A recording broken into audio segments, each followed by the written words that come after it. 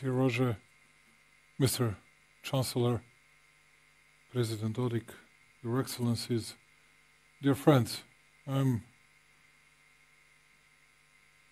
honored and privileged to be here and to have an opportunity to say something before you, and it's very difficult speaking and saying anything after Roger because he's so energetic, he's so well focused that you cannot overcome it. And I'm not the type of guy that is by his nature optimistic, but I'll be 100% sincere with you and will say what I think. And I'll be very ready to listening to you later on and to learn many things from you. We live today in a world where people don't listen to each other. When you have propaganda which always has to appear as a truth, either you follow it, either you immediately become an adversary or an opponent of those that are empowered always to be right and truthful. Changes that are happening are at the fastest pace in exactly the last 300 years. Full Western dominance based on two postulates is almost coming to an end. One which is only half true and the other which is absolutely true. The first half-true one, that the democracy as a form of a political regime established in the West was the lighthouse that attracted all others, both big and small, on their side. The other one is that China and Russia had missed the first industrial revolution and maintained for a long time in force the feudal order that could not bring economic prosperity. Quite the contrary, it led to huge dynastic conflicts and lagging behind of those nations. The exception that confirmed the rule is the big victory, and the exception that confirmed the rule is the big victory and the biggest contribution of the Russian army in the Second World War. But the Soviet Union and Russia, apart from the victory against Nazism, could offer to the rest of the world neither higher living standards nor free social thought. However, in the past 40 years, things have been dramatically changing. In the first 25 out of those 40 years, all indicators and numbers changed that progression imposed by the arithmetic display of growth, and in the past 15 years, the fastest in the history of mankind, just the way it suited geometric progression. What is that happened and that inevitably encouraged changes in the world to such extent that in 2024 the world is completely unrecognizable comparing to the world from 2000? Democracy. Is there more democracy and freedom of expression than it used to be the case 40 years ago in Eurasia? Not counting only the traditional Western partners like South Korea and Japan. No, there is a changed situation in South Korea as well. In Eastern traditional societies, yes, there is. Of course there is. And the first mistake of all of us that are geographically coming from the West is that we haven't noticed how those societies changed politically and in every other sense, and how much they progressed in political system and regime they presented. Actually, we have never wanted to accept their progress, because only one flag of democracy can fly on the Earth's hemisphere, and it is the Western one. Non-recognition of their progress in democracy would be the first mistake of our Western world.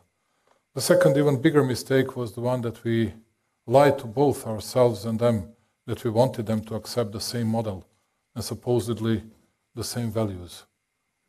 And you know, all of us that are on EU path, we always hear two words. One is values, and another two words, merit-based.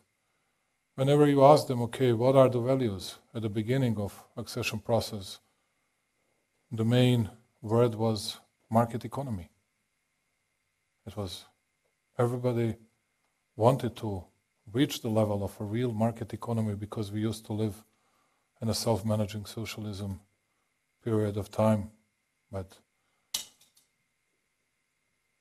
different types of property, not a private ownership, was established as a dominant one.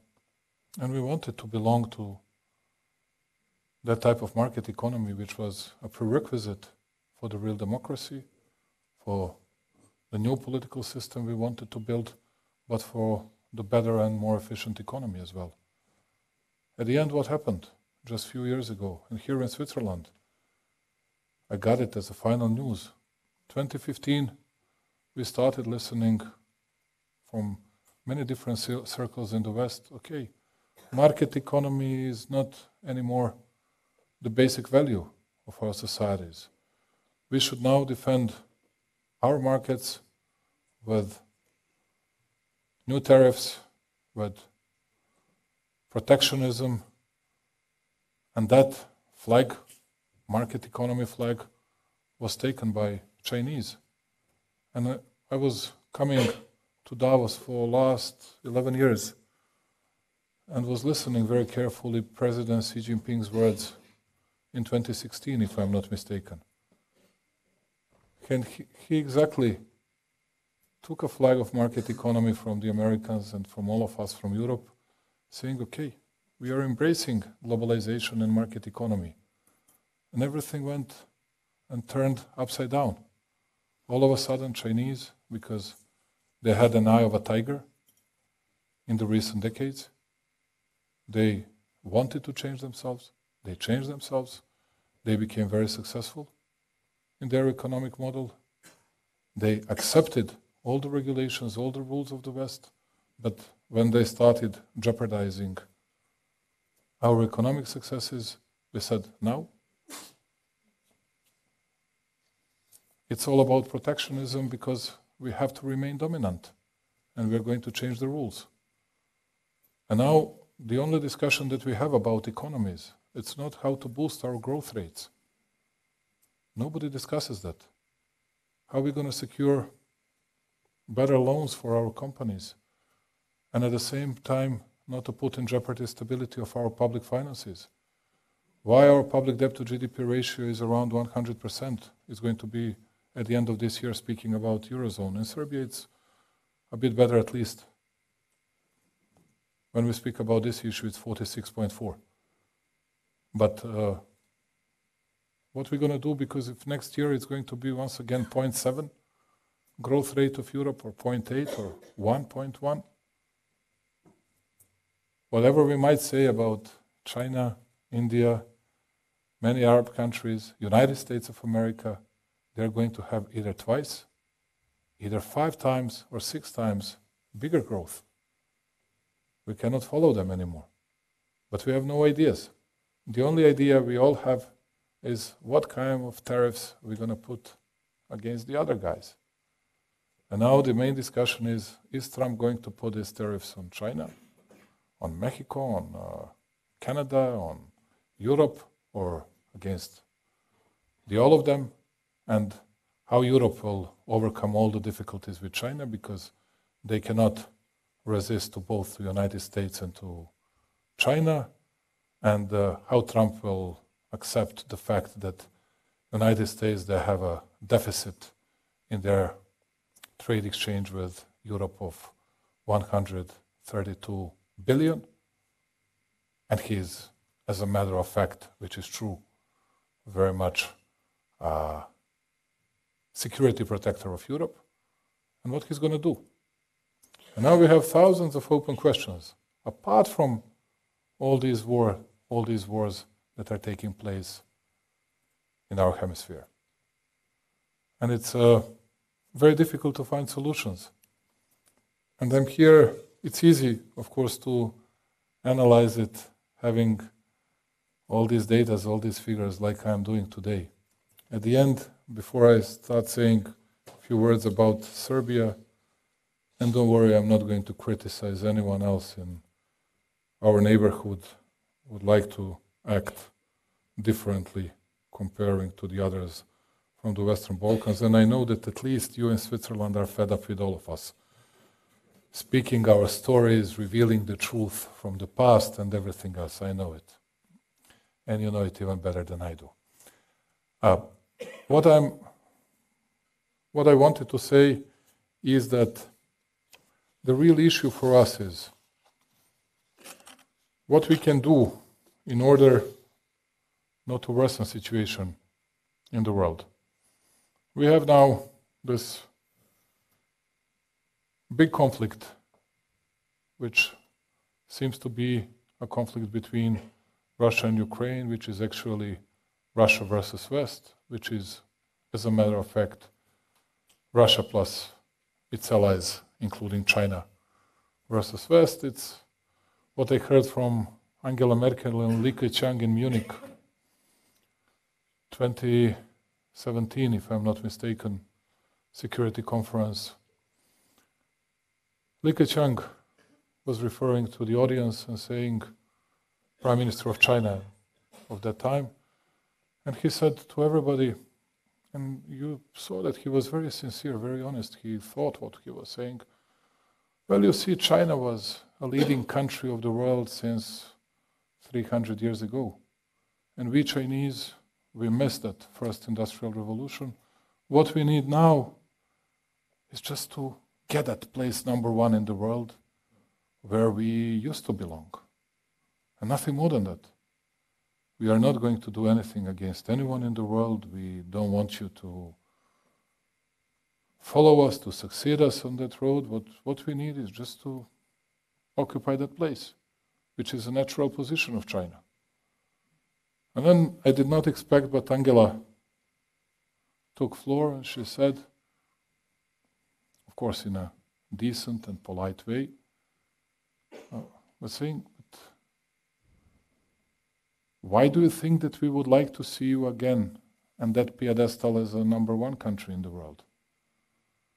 And then she got a big applause. And then she was saying, well, you cannot buy our company, is it Kuka, whatever, big robots for Volkswagen they were making and all the other automotive companies. You cannot buy it for peanuts, that and that. Well, they didn't buy it for peanuts for 5 billion, but they bought it for 10 billion just a few weeks after. And then what else we could have offered apart from protectionist measures? In the meantime, I believe that the situation in Ukraine is getting even more out of control. It's not even a big news today. Today the main news in the world is whether President Yoon made a terrible mistake or he did not, or what will happen in South Korea in 2 days, and that's it, because everybody is exhausted with Russian-Ukrainian clash. Nobody wants to hear anything, but everybody wants to win the war. And whoever I asked so far, people from the West, they were saying to me, Alexander, you need to understand that we must not lose this war. It's very clear. When I asked some of my Russian friends, they said to me, you, Alexander, no, we must not lose this war. Good. Both sides that are in clash, they must not lose the war, which means that that war will last for a very long period of time, and which means that no one is ready for the really compromising solution. And now there are thousands of stories what will happen. I'll do something what all the others do. You know, we in Serbia are accustomed and we are in the habit of knowing everything better than the others. Doesn't matter if we don't know anything, but we know everything better than the others. There are in Serbia 7 million presidents, 7 million football coaches. I don't believe that in Switzerland is the same, but that's how it goes in my country. And if you ask them what is going to happen, all of us, we have our own position on that. And me too. What I believe that might be very dangerous, there are two schools now. One that is winning within the NATO and United States of America is what they're going to do in the next 6 weeks. And what I believe they're going to do at the end of this week or by the end of next week, they're going to change their position not only on a tactical but a bit of a strategical level, which means that they will try to aim to target and to harm very much Russians regarding their ammo storages, but not only that, oil resources, gas storages and everything else. If that happens, they still believe that Putin will not strike back, that he might hit very hard Ukraine, but not any of NATO countries. That's how I see the situation, and that's what I forecast, that's what I foresee, which you'll be able to see, to notice, to check it within month and a half. But what I think is that Putin won't be very hesitant with stronger strike back. We'll see. But when it happens, then you'll really believe that it'll be a better position for anyone to get the real truce or ceasefire in 40 days or 60 days? I don't believe in that. I don't believe in that.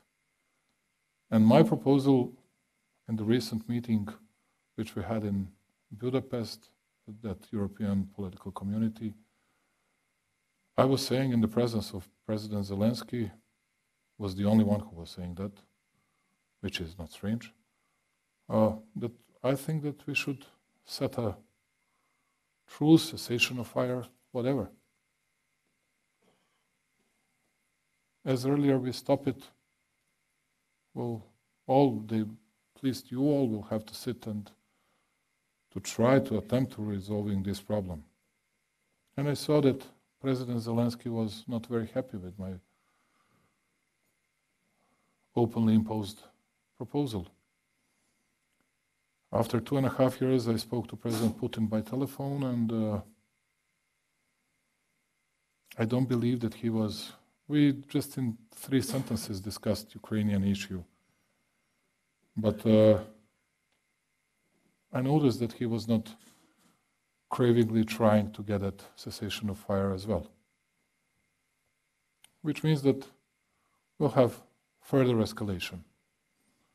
And at the same time,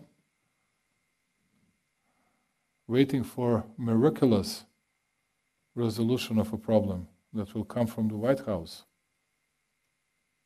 Sorry that I'm saying, and once again, acting like a prophet, which I'm not at all, that's not going to happen.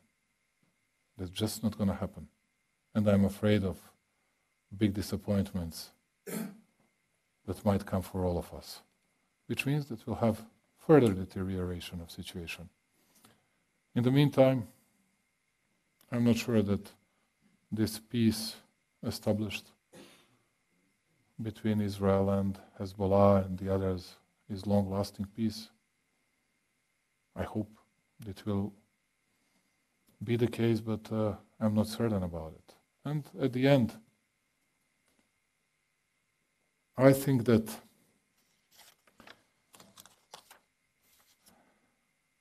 we in Europe, at least Americans, will try to do something.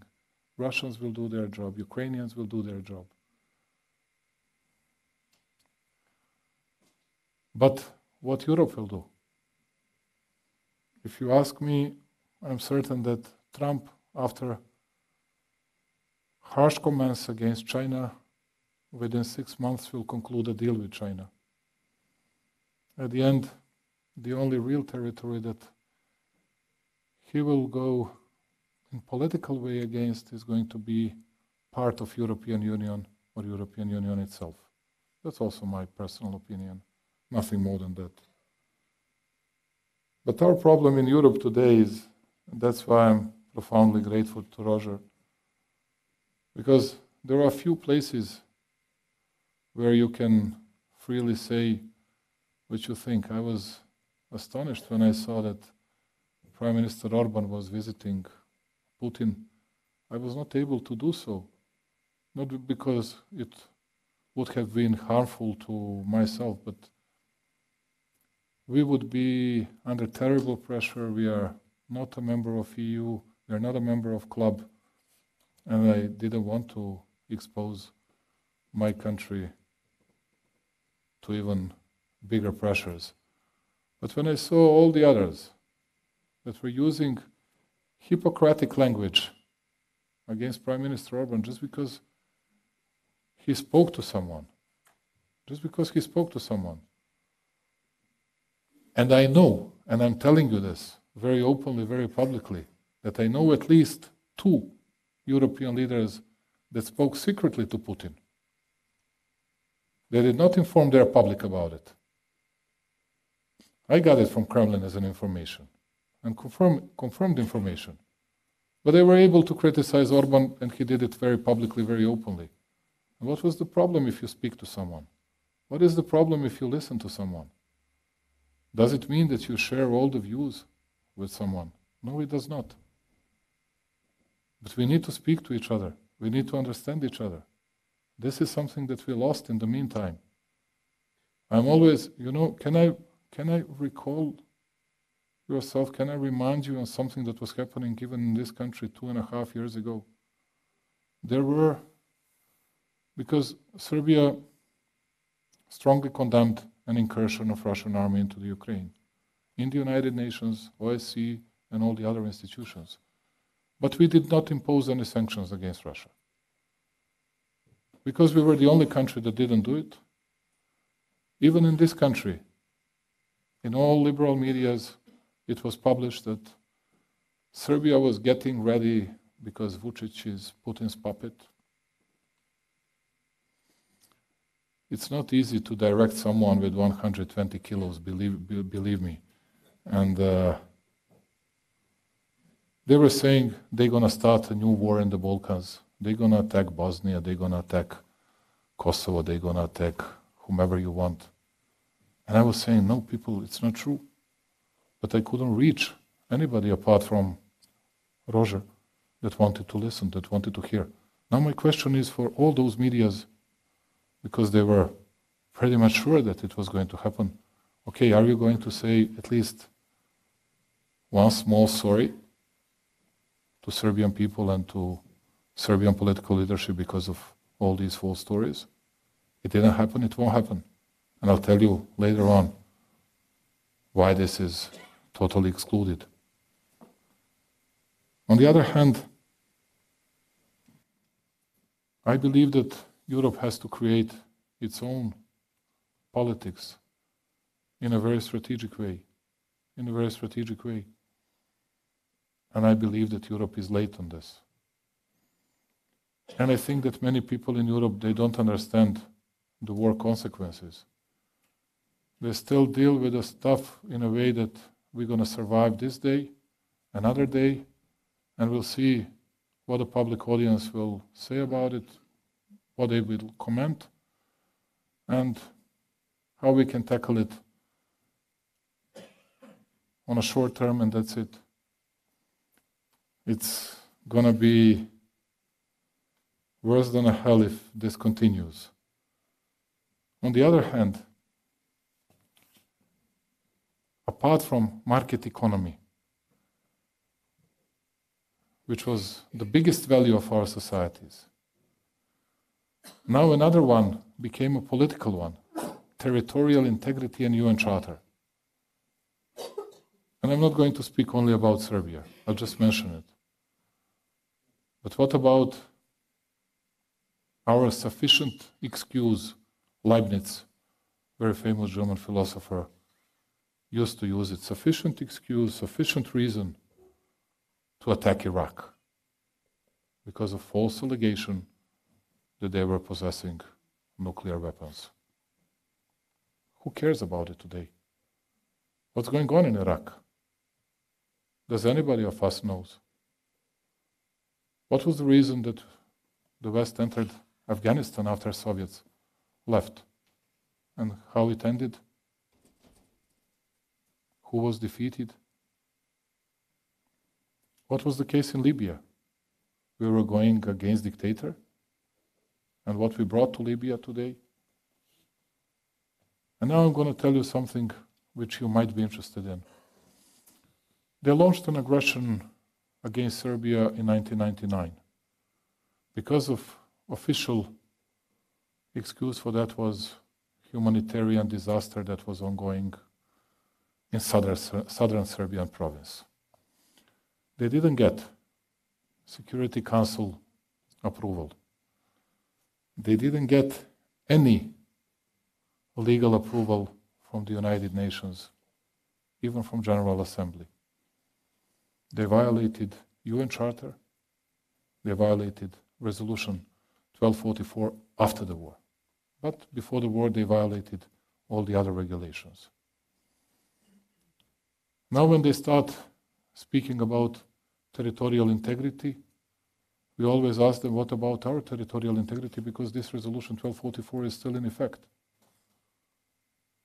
It hasn't been abolished or dismantled in the meantime. But it does not exist. Who cares? And when you come to our country speaking about territorial integrity, yes, we do support, we do endorse territorial integrity of Ukraine, and we're going to be more loyal to territorial integrity of Ukraine than the others, because we have a principled position. But nobody wanted to hear it. Nobody wanted to listen to that, because everybody was saying, well, that's a different story. And when I always asked them, okay, tell me something about the difference in these stories. No, it's a long story. Vučić, you should not be backward-leaning, past-oriented. You should be future-oriented and just discuss the future. Forget what was happening in the past. And my comment has always been, are you going to say the same story to Ukrainians? And they were, ha, ha, ha, always. Now I see they're going to say the same story to Ukrainians. Just wait for the proper moment. Either it's going to be within 6 months or within a year. And then you'll see whether that devil's advocate from Serbia was right or not. And I'll tell you one more thing. When they start negotiating with Putin, and I have already gotten that confirmation, Putin will, rightly so, from his point of view, it's against Serbia's interests, but it's in his best interests, he'll start speaking about Kosovo precedent. Because he's going to sit with Americans around the table and all the others will be on the table. And then he's going to say, yeah, what you did with Kosovo, we did with Donetsk, Lugansk, Crimea, Kherson, and Zaporozhye. Zaporozhye, doesn't matter whether you take Russian or Ukrainian language. And then, what is going to be their answer? No real answers. Then they'll have to make another deal. But the only solution is, which I think this is the only thing that I'm offering today, is to set up the new rules and the new values that everybody will respect. Values cannot be changed in 2 days, or in 2 years, or in 10 years. Those values should remain constant. And at the same time, changing the rules, making it acceptable for everybody in the world, and not violating it in the future. And then, when you make this kind of foundation, then we can start resolving the problems from the past, knowing that nothing similar will happen in the future. This is the only solution. There are no other solutions. And when I was saying this to Scholz and Macron and to Ursula, they said to me, well, Putin will not say this. He'll not use that. After a month, got a call from Emmanuel, Alexander, how did you know it? Even Chancellor Scholz was saying this to me. Yeah, he mentioned it. Ursula was saying, yeah, he was speaking about it. Of course he was speaking about it. He's a smart politician. He uses what you give to him. And you gave him something. You gave him an ace which was hidden in his sleeve, and that's good for him. It doesn't mean that it's good for us. To the contrary, but it's good for him. What is going to be American response to that? I'm not sure. I hope that, on the other hand, we'll have less Hippocratic approach towards some other values. It's not a big secret that big Western powers were interfering into elections all over the world. And always saying, democracy is when we win. If we lose, then it's not that democratic as we thought, as we want it to be. When the others learned lesson, including Russians and the others, when they started interfering into their elections, that was like a complete havoc, something totally forbidden, and something very, very strange. And then, if that's the case, just act in the same way. And I put a lot of hopes into Elon Musk and Vivek Ramaswamy's work, as well as to Kennedy's work, and I hope that they will change something on that as well, because we need real principles and less hypocrisy. In the end, just a few words about Serbia's position. And as I said at the beginning, I'm not going to criticize anyone else in our surrounding. As you know, we are on our EU path. And today I had an important meeting with your business community. And you know, I was bragging ourselves a lot. And one smart guy at the end said to me, you know, it looks like a paradise when you depict it. It's not. It's not at all. We face thousands of problems. We are still a poor country. Our GDP in absolute numbers, with 6.7 million people living there, is 82 billion. But just 10 years ago, it was 32 billion, just to see what kind of a progress we made in the recent years. But it's still very small, as you know, and it shows how much we need to work in a more diligent way, which is going to be very difficult. People want, in all our countries, all over Europe, they want to live better every single year and to work less. And I take always my personal example. This year I was working a bit less than last year, but I'm getting a bigger salary. If I didn't get it, I would say something against the state. And I saw the Swiss people started laughing when I was saying that, but it's true. We are all spoiled and conceited. We all want just to get out of the blue something that we did not earn.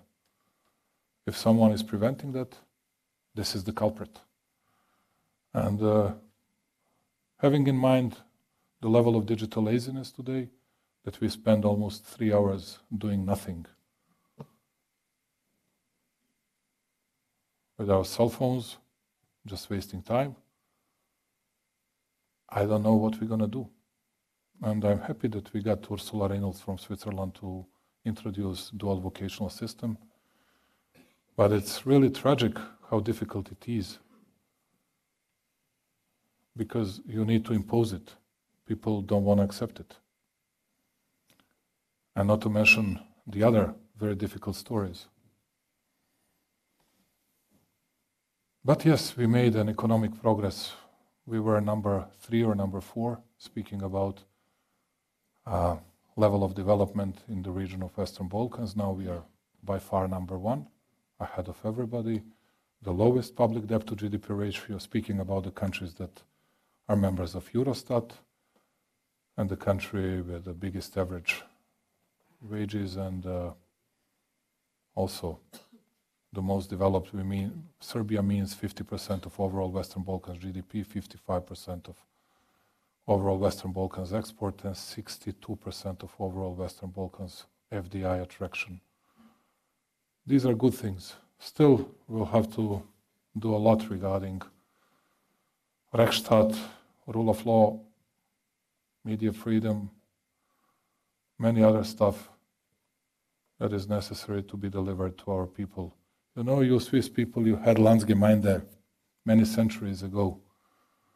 And still, we are not that experienced, but we know that we should always respect the rule of audiatur et altera pars, and that's why I'm profoundly grateful to Roger. Just to conclude this,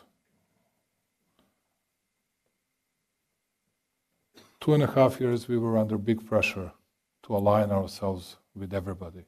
And I was always asking our friends in Europe, okay, if that is so, why do you need our government? Why do you need any governments? You can just text us a message or sending an email, and then that's a decision. Because I still believe in a sovereign, independent countries that can bring decisions by themselves for the sake and for the benefit for their own people. And I think this is an irrefutably best stance and best position of one country. I am very much afraid that we'll have more and more difficult situation in Europe. Just for you to know, we have 85,000 people that are working in German companies. When they sneeze, when they cough, we got immediately pneumonia. And with their growth rate, it's going to be worse for us within 2 and 3 years. This year, we are number 2 country speaking about fastest growth rate in Europe. Next year, we might be even number 1 country with a level of growth rate, but it doesn't mean that it will remain so in 2 or 3 or 4 years. And this is why we are very much afraid. And I just believe that Europe should make some more strategic decisions than it used to be the case. And I believe that they will be able to do so. And I'm very happy that you were very kind and very patient, and that you listened to me. And I know that, unlike Roger, I'm not charming person at all. And I cannot laugh anybody, but at least thank you for giving me a chance to say what I think. And I'm happy that President Dodik is here because, you know, just for you to hear this word, if there are 6% of Albanians or 8% of Bosniaks in Montenegro, if they say we need to get Albanian or Bosnian language as an official language, legitimate demand, legitimate request, would have nothing against it. But if Serbs would say, and there are officially 32% of Serbs living in Montenegro, if they say we want to have, and Serbian language is spoken by 52% of people, we want to have Serbian language as an official language. Come on. Well, don't be backward leaning, you know, you should change your focus. And I listen to them. I'm not that stupid not to understand this attitude, but I listen to them and I focus myself on economy. To tell you the truth, it's the same case with Bosnia, you know. Whenever they say something against Republika Srpska, it's so easily accepted by everybody. When people from Republika Srpska say, well, this property issue, this assets issue is not resolved in a fair way, these guys are secessionists. Although all the others seceded from us. But doesn't matter. That happened in the past, and we should be just future-oriented. And we are very much future-oriented because I'm very much focused on Expo. We are an organizers of Specialized Expo in 2027. We based everything on Expo, and we'll fulfill all acquis, all criteria for the EU full-fledged membership status, and I don't believe that we are going to be a part of EU because they will not accept us till 2030 something. But it's our job to do it. It's our job to modernize our country. It's our job to democratize our country. But its economy that is driving force for myself and for our country. And I hope that we'll get more Swiss people coming to Serbia, and many of Serbians that are living here in Switzerland, bringing either their knowledge, either themselves back to Serbia. We would be profoundly grateful to them. And at the end, economy always wins, and I believe that you Swiss people know it better than the others in the world. Dear Roger, thank you very much for listening to me. I was really honored and privileged to have an opportunity to refer to you. Thank you.